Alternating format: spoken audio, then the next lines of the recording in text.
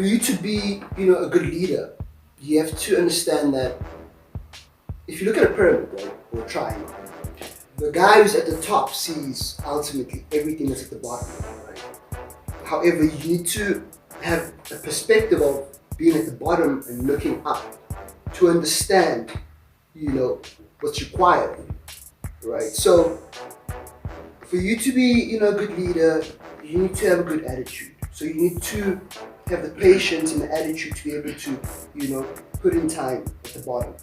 Look your way up and look up and try to understand what's happening all the way up.